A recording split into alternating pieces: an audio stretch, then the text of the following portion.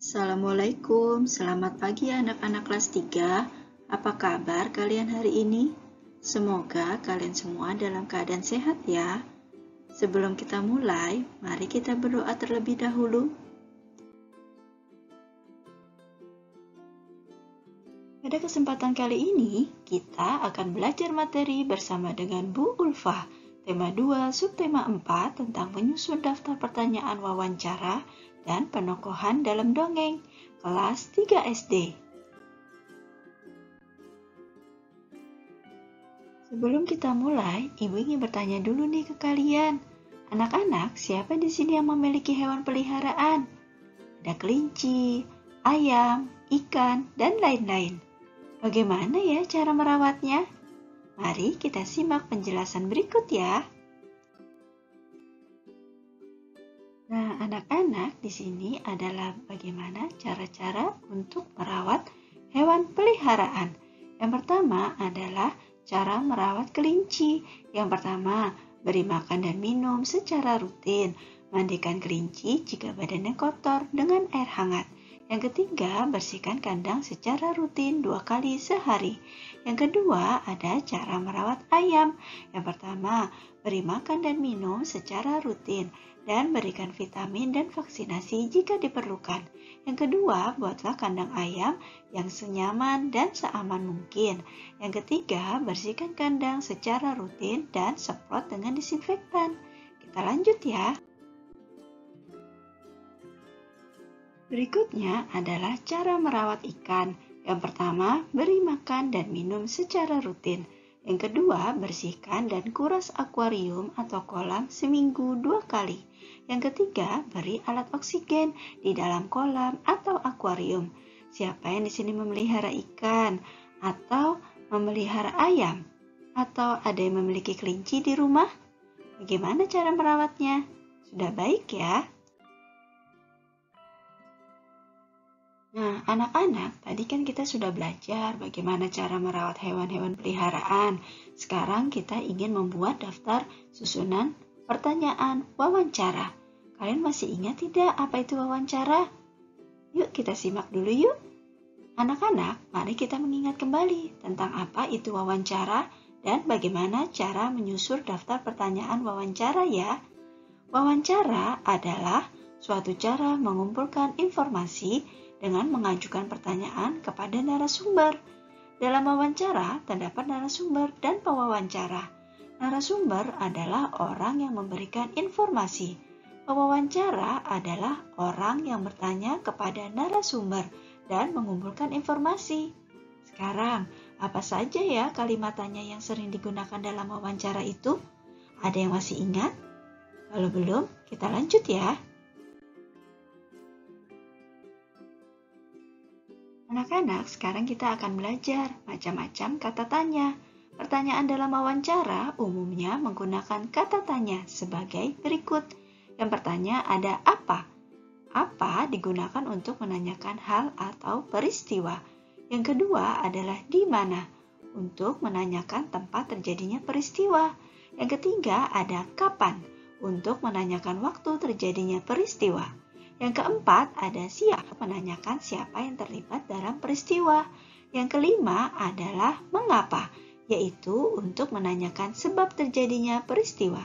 Yang keenam, ada bagaimana, untuk menanyakan keadaan atau cara.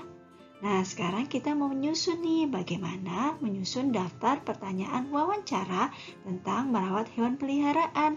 Coba kita lihat yuk contoh selanjutnya.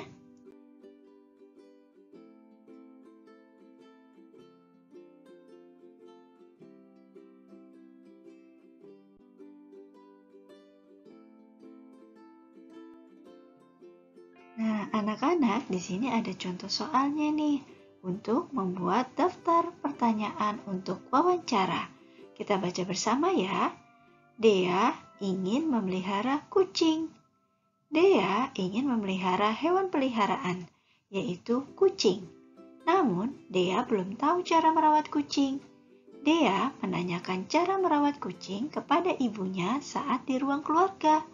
Kira-kira bagaimana ya cara menyusun kalimat pertanyaan Dea kepada ibunya? Ada yang tahu? Mari kita latihan bersama. Berikut adalah daftar kalimat pertanyaan wawancara.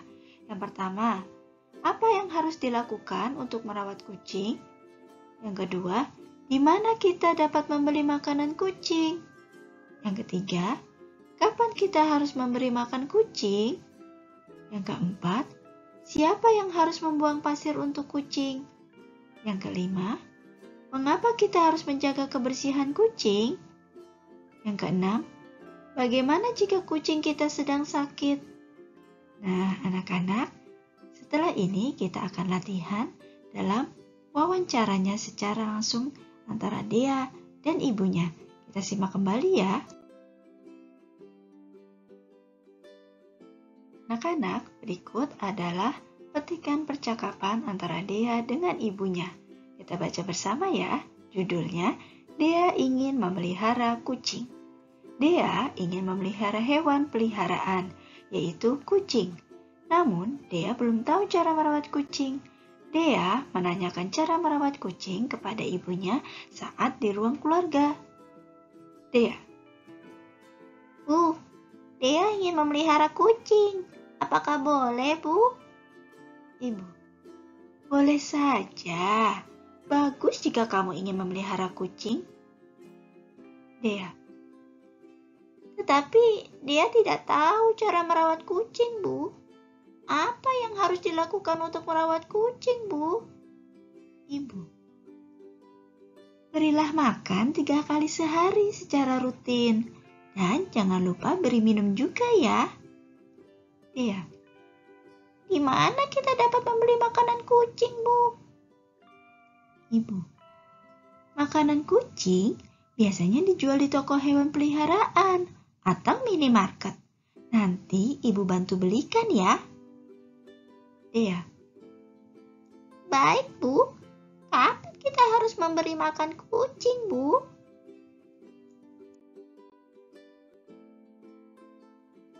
Ibu, sebaiknya kita berikan secara rutin, sehari 3 kali ya nak, pagi, siang, dan malam hari. Selain diberi makan dan minum, sebaiknya Dea juga harus menyediakan bak pasir untuk kotoran kucing dan memandikannya seminggu sekali. Dea, siapa yang harus membuang pasir untuk kucing, Bu? Ibu, ya sebaiknya Dea sendiri, karena Dea harus bertanggung jawab atas hewan peliharaan milik Dea sendiri. Dea, iya, Bu. Bagaimana jika kucing kita sedang sakit, Bu? Ibu, kita harus mengobatinya dengan cara memberikan obat atau membawanya ke dokter hewan ya, Dea. Jika kamu sudah siap, besok kita akan ke toko hewan untuk membeli kucing dan perlengkapannya ya. Dea, hore, asik. Terima kasih, Bu. Nah, anak-anak, sekarang kita akan meringkasnya ya. Kita lanjut.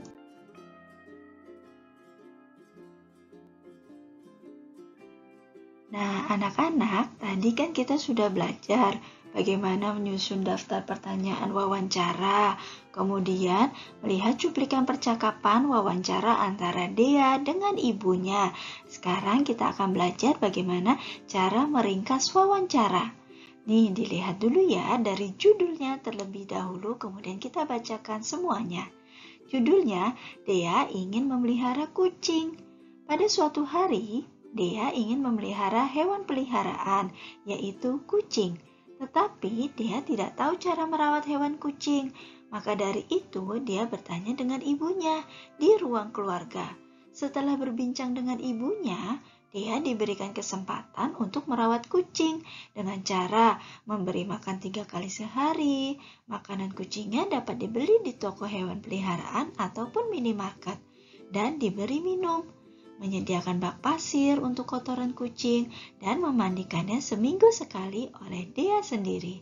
Karena Dealah yang bertanggung jawab atas hewan peliharaannya sendiri. Jika kucing sakit, maka Dea harus mengobatinya atau membawanya ke dokter hewan. Setelah Dea dirasa sudah siap untuk memelihara kucing, Dea sangat senang diajak ibunya untuk pergi ke toko hewan keesokan harinya. Nah, bagaimana anak-anak? Mudah bukan? Sekarang giliran kalian ya. Kalian boleh menyusun daftar pertanyaan wawancara tentang hewan peliharaan kesukaan kalian. Boleh apa saja. Kemudian kalian buat menjadi percakapan. Kemudian kalian meringkasnya sendiri ya. Bagaimana? Bisa ya? Pasti mudah. Nanti kita lanjut ke materi selanjutnya ya, Nak.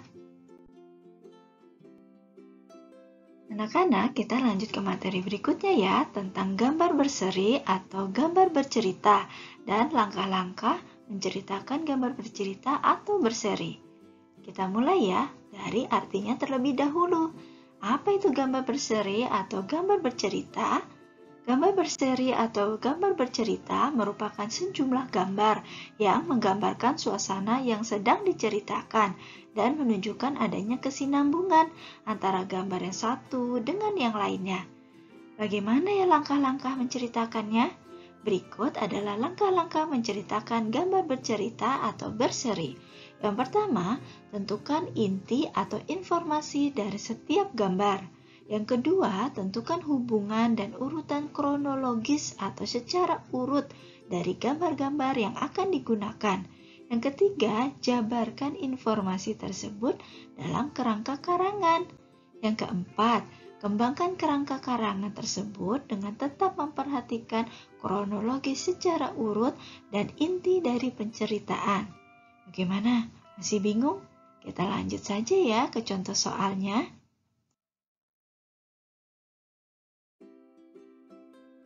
Nah, anak-anak, gambar berseri dapat ditulis menjadi cerita ataupun dibuat menjadi tanya jawab loh.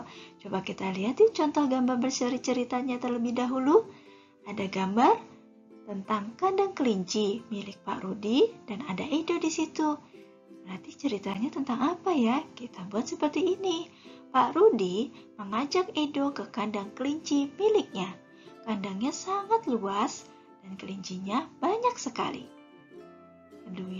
Kemudian Pak Rudi dan Edo memberi makan kelinci. Mereka memberikan wortel. Kelinci sangat suka makan wortel. Semua kelinci berkumpul mendekat pada Edo. Gitu ya gambar berseri ceritanya. Kemudian yang kedua ada gambar berseri tanya jawab. Contohnya seperti ini. Nah, Udin ini sedang melakukan apa ya? Oh, dia punya anak ayam. Nah, kita mau buat pertanyaannya nih. Pertanyaannya dengan kalimat tanya tadi ya. Ada apa, mengapa, siapa, bagaimana, dan lain-lain. Kita coba buat seperti ini ya. Mengapa perlu dilengkapi dengan lampu? Kita ulangi. Mengapa kandang perlu dilengkapi dengan lampu? Nah, jawabannya, kandang dilengkapi dengan lampu agar menjadi hangat. Yang kedua, bagaimana tempat makan dan minuman yang anak ayam yang baik? Jawabannya adalah tempat makan dan minum mudah dijangkau oleh anak ayam. Bagaimana? Sudah paham belum? Kalau belum, kita lanjut ke latihan soalnya ya. Nah, anak-anak, setelah tadi kalian latihan membuat daftar pertanyaan wawancara tentang hewan peliharaan, sekarang tugas kalian membuat pertanyaan dari gambar berseri nomor 1 dan menceritakan isi dari gambar berseri pada gambar nomor 2 ya. Kalian pasti bisa, ini mudah kok.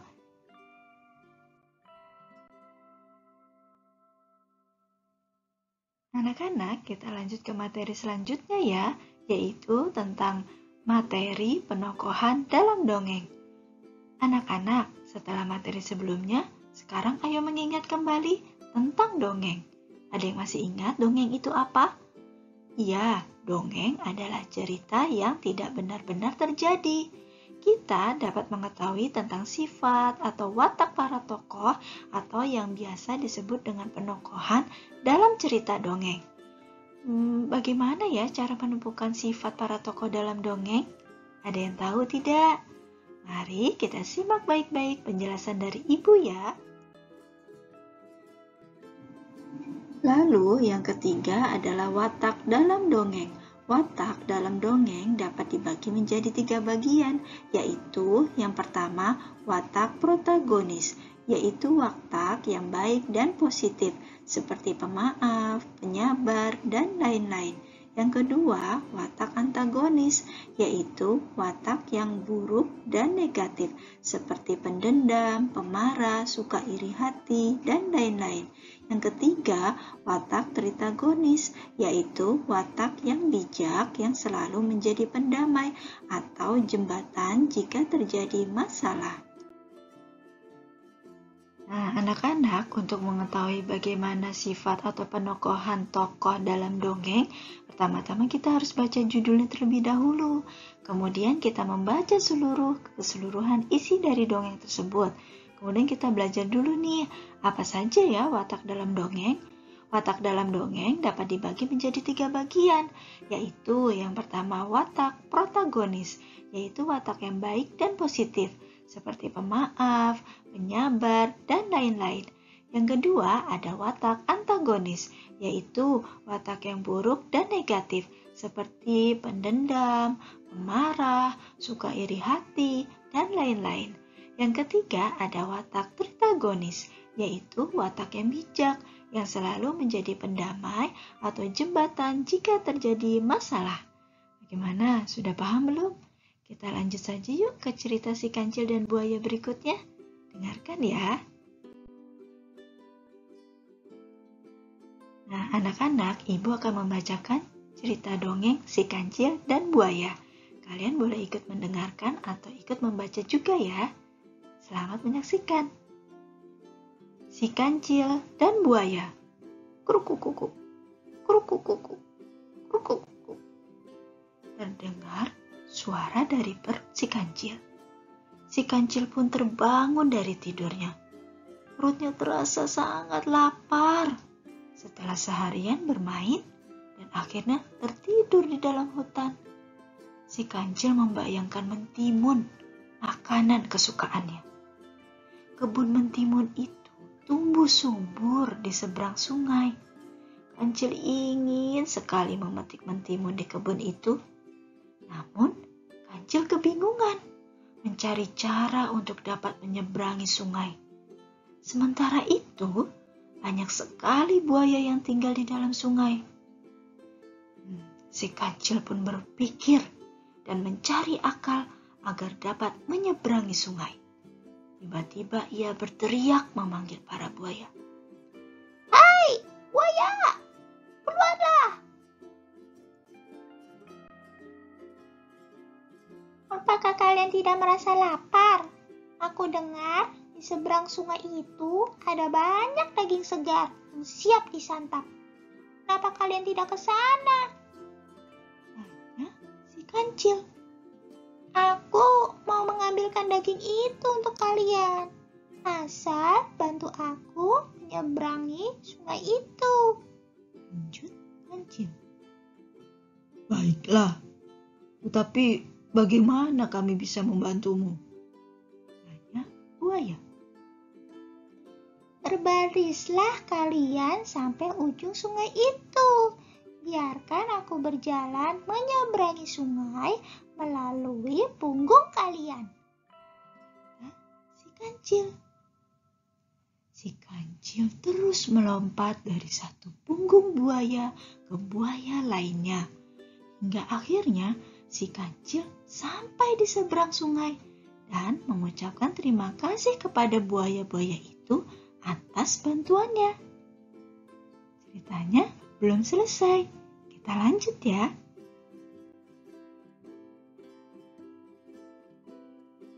Anak-anak, setelah mendapat kancil dan buaya dari ibu, kira-kira bagaimana ya kisah selanjutnya? Apakah buayanya akan marah pada si kancil karena sudah ditipu? Atau buaya senang-senang saja? Atau buaya ikut kancil untuk ke seberang juga? Atau bagaimana ya? Kalian dapat memperkirakan dengan imajinasi kalian masing-masing. Kalian tulis ya nanti. Lalu bagaimana ya penokohan dalam dongeng tersebut? Nih, Ibu beritahu, kalau si kancil memiliki sifat cerdik, berarti dia memiliki sifat yang protagonis. Tetapi dia suka mengelabui temannya atau membohongi temannya, yaitu si buaya. Hal tersebut tentulah tidak baik ya. Berarti si kancil juga memiliki sifat yang lain, yaitu sifat antagonis. Si buaya, bagaimana sifatnya? Si buaya memiliki sifat yang polos. Berarti bagaimana? Sifatnya adalah protagonis atau baik. Tetapi dia juga memiliki sifat yang antagonis, yaitu mudah dikelabui atau dibohongi dan kurang berhati-hati, sehingga dia mudah sekali dibohongi oleh si kancil. Nah, bagaimana anak-anak? Dari runtutan materi dari Ibu sudah jelas atau belum? Jika belum jelas, kalian boleh mengulangi video Ibu ini lagi ya. Terima kasih. Sekian pembelajaran dari Ibu. Jaga selalu kesehatan kalian ya, dan tetap semangat belajarnya. Jika kalian suka dengan video ini, silakan like, subscribe, and share. Thanks for watching. Wassalamualaikum.